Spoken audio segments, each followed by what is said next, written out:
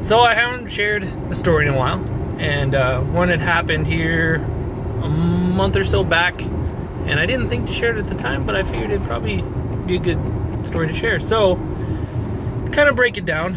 If you've watched any of my stuff, the last couple of videos, you probably know that my daughter of 2.5 years had passed away earlier this year, and that comes into play. That's the only reason I bring that up.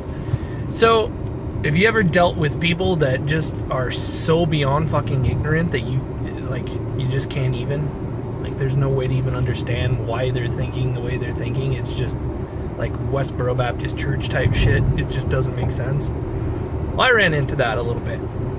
So the church I used to go to and be a youth pastor at had a couple of ladies that went and said that my wife and I were practitioners of witchcraft. Which is fucking, I wish I knew magic.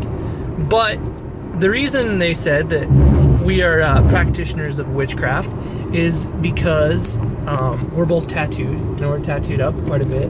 And that we play video games and watch Lord of the Rings, and I play D&D. And so I must be sacrificing sheep on the weekends to, like Cthulhu or some shit.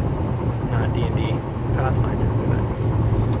So they were saying all this shit, and normally I would just kind of laugh at their ignorance, but the place where they kind of just crossed the line is when they kind of insinuated that we sacrificed our child. They said, witches do sacrifice children. And that's just crossing a fucking line you should never cross. Number one, losing a child is the worst pain ever. It's torture. And to have somebody say that it was somehow our fault and it was intentional, if I would have been present when this was said, I'd probably old school Mortal Kombat, 4 down, forward, high punch, Sub-Zero rip their fucking head off kind of thing. I'd been too overcome with rage to even think straight, and I'd be making this video in prison. But I wasn't there, so no fatality, no flawless victories. I had to wait. Thank you, motorcycle.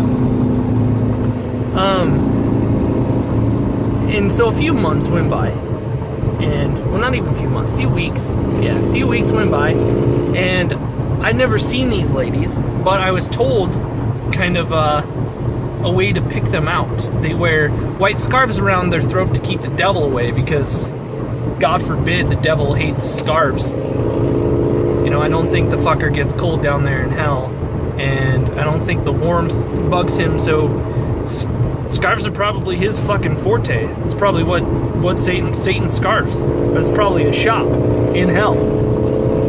But yeah, they keep these scarves on, keep the devil away. In the middle of fucking summer, scarves.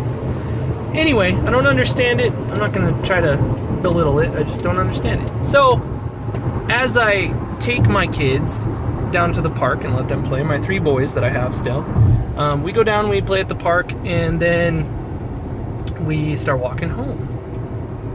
And on the way, this van is going extremely slow, and I see these people looking at me, and my brain kind of goes back and thinks about who they might be. And then, while we were at the park, one of my sons, my youngest son, found a bird leaf, aka a feather.